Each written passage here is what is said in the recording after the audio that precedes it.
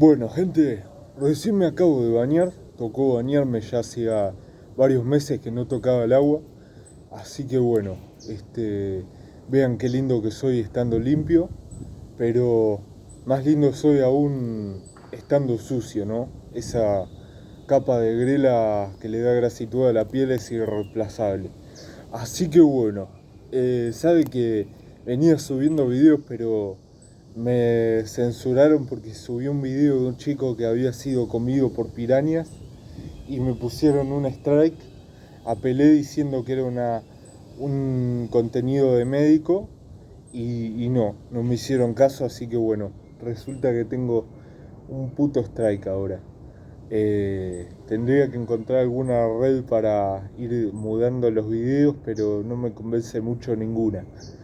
Y bueno, hoy vamos a hablar una tremenda vivada desde para los que no son médicos hasta para los que ya están inmersos en el campo de la medicina clínica. Es la silimarina, una sustancia con propiedades medicinales que es muy infravalorada a mi juicio en el campo de la medicina. ¿Por qué digo esto? Ya vamos a ver por qué, y creo que van a estar de acuerdo conmigo cuando termine el video. Y bueno, ¿qué es la silimarina? Es un flavolignano que está presente en el fruto del cardo mariano. El cardo mariano, también llamado cardo lechoso europeo, se llama así, mariano por María y lechoso porque dicen que la Virgen María protegió a Jesús detrás de la investidura de las hojas y derramó leche de sus mamas y fue a parar a las hojas de la planta, por esto es que tiene estas enervaduras color blanquecino. Un tanto bizarra la historia que se inventaron los antiguos, pero bueno, eh, por eso se llama cardo mariano. ¿Qué propiedades tiene? Bueno, como dije, se encuentra en el tegumento del fruto en una concentración aproximadamente 1 a 3% del peso seco. Se disuelve mal en agua, pero bastante bien en alcohol, y se utiliza mucho para cualquier afección hepática. Cualquier afección hepática que vaya desde el hígado graso, la esteatohepatitis, la hepatitis infecciosa, inclusive la cirrosis, y todos estos mecanismos de hepatoprotección los ejerce a través de diversos mecanismos. En principio es un inhibidor del daño por el estrés oxidativo, protege contra el estrés oxidativo, aumenta las concentraciones de superóxido dismutasa y de glutatión reducido, que son sustancias que intervienen en el metabolismo de las especies reactivas del oxígeno. Y bueno, también estabiliza la membrana de las células, esto es muy importante, en especial la de los hepatocitos por su distribución, que es principalmente hepática. Y bueno, un caso muy particular y muy especial. También aumenta la regeneración hepática. Esto lo hace uniéndose a la ARN polimerasa y aumentando la síntesis de ARN mensajero, pero también la síntesis de ARN ribosómico y la síntesis de proteínas, consiguientemente. Y este mecanismo es muy importante en el caso de la intoxicación por Amanita phalloides, que posee una sustancia que se llama amanitina, que se une a la ARN polimerasa y la inhibe. Después de una latencia de 12 a 24 horas, se empieza a producir la muerte del hepatocito porque no puede sintetizar proteínas, básicamente, ni ARN en general, ¿no? Y bueno, va a tener consecuencias devastadoras, pero ¿qué pasa? La silimarina desplaza a la amanitina de la ARN polimerasa y bueno, la vuelve a activar, digamos, inhibe la inhibición. Y bueno, por lo tanto se administra de forma inyectada preferentemente en los casos de intoxicación con amanita paloides. En realidad se dice que su efecto es útil en los primeros 30 minutos, pero en realidad si está inyectada y en altas concentraciones puede ejercer efectos aún pasado ese tiempo, ¿no? Hasta que ya empieza a morirse la célula. O bueno, se degraden las polimerasas presentes, ¿no? Eh, en el caso de la cirrosis hepática, el efecto ejercido, además de todos los dichos, hay un efecto que empieza cuando se administra la silimarina a altas concentraciones, que es la inhibición de la fibrosis e inclusive su regresión. Se administra a dosis muy grandes de 50 miligramos por kilo de peso corporal durante aproximadamente 6 meses. Y así puede revertir en cierta medida la cirrosis hepática y mejorar todos los parámetros del hepatograma, ya sean transaminasas, bilirrubina, etc. Además de estos efectos, ejerce efectos en la salud cardiovascular. Por ejemplo, mejora los niveles de colesterol esterificado y LDL. Esto lo ejerce de la misma manera que las estatinas, inhibiendo la hidroximetil glutarico reductasa, que es la que forma el mevalonato, que es el precursor del colesterol formado intrínsecamente. Y bueno, al inhibir esta vía, mejora los niveles de colesterol, pero sin todos los efectos secundarios que poseen las estatinas, como daño a los músculos e inclusive al miocardio. Y bueno, además de esto también se ha demostrado que protege contra la muerte en modelos de ratas hipertensas,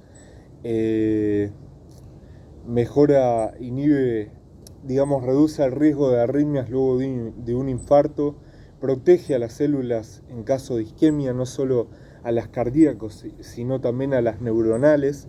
Dicho sea de paso, en las células neuronales, además de estabilizar la membrana, la protege contra el estrés oxidativo y induce el factor de crecimiento neuronal, así que es muy protector en casos de accidente cerebrovascular, por ejemplo. También reduce los niveles de glucemia a nivel sanguíneo. ¿Qué más? ¿Qué más hace? ¿Qué me olvido? Bueno, la inflamación, inhibe la inflamación, en especial todos los efectos alérgicos con respecto a la inhibición de la liberación de histamina, inhibición de la vía de la lipoxigenasa, con la consiguiente inhibición de los leucotrienos, inhibición de la amiloperoxidasa, que es una enzima de los neutrófilos que genera la lavandina, y bueno, gran cantidad de efectos a nivel antiinflamatorio, pero contrariamente a sustancias como los corticoides, no es un inmunosupresor, sino que incluso es pro-inmunológico e induce la formación de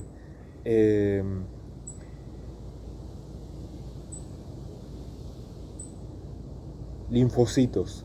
Ahí está, no me salía.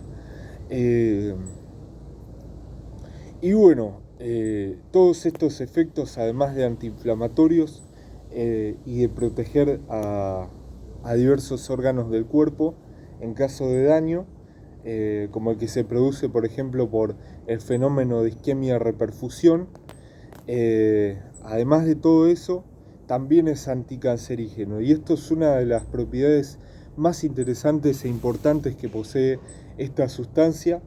Se ha demostrado su efecto en caso de cáncer de piel. También protege contra la dermatitis atópica y la psoriasis, eso me había olvidado decirlo. Pero bueno, previene el cáncer de piel, mejora el cáncer de próstata, en cuyo caso se ha visto que induce la apoptosis e inhibe el ciclo celular. Pero uno de los casos más llamativos, el cáncer de hígado obviamente, pero uno de los casos más llamativos de los últimos tiempos ha sido cuando se descubrió que en varios pacientes podía inhibir la metástasis del cáncer de pulmón al cerebro, e inclusive una vez instalada la metástasis en el cerebro, reducirlo. Les dejo abajo un reporte de 2 casos en los cuales tenían una metástasis a cerebro que provenía del pulmón, del cáncer de células pequeñas, que es muy agresivo, y bueno, estas metástasis eran resistentes a quimioterapia y a radioterapia, y el solo esquema de silimarina, de cápsulas de silimarina, había reducido a más de la mitad el tamaño de las metástasis en el cerebro. Así que muy prometedor en este campo. Igual hay que tener en cuenta que solo eran 2 pacientes y que no mejoró para nada, sino que incluso había empeorado el cáncer de pulmón. Pero bueno, es prometedora, es prometedora. ¿Qué más me está faltando decir? En cuanto a seguridad, la planta es muy segura, solamente se presenta a veces diarrea y distensión abdominal, pero bueno, los principales, no posee toxicidad, se ha administrado en animales a dosis mucho mayores de las utilizadas y no posee toxicidad. Y bueno, en cuanto a la farmacodinamia, se utilizan dosis de más o menos 5 a 20 miligramos por kilo de peso corporal aproximadamente, lo cual sería para una persona de 75 kilos unos 450 miligramos diarios. Pero el principal inconveniente que tiene esta planta es el hecho de su mala absorción. Tiene una biodisponibilidad de aproximadamente 30%, y bueno, para mejorar la biodisponibilidad a veces se vende combinada con fitosomas, que son como una especie de liposomas, pero de plantas, que mejoran la absorción a través del kilo del sistema digestivo, ¿no? Así que bueno, creo que no me está faltando decir mucho más. Y bueno, así que ya saben, si tienen algún paciente con síndrome metabólico, diabetes, hígado graso, que tenga estos problemas, le pueden administrar silimarina con casi total seguridad. Solamente se recomienda discreción en el caso de embarazadas. Así que bueno, les mando un abrazo y bueno, nos vemos la próxima. Ahora me toca rendir el final de neuroanatomía semiológica, así que voy a intentar traerles algunos videitos de neuroanatomía. Un abrazo gigante y chau.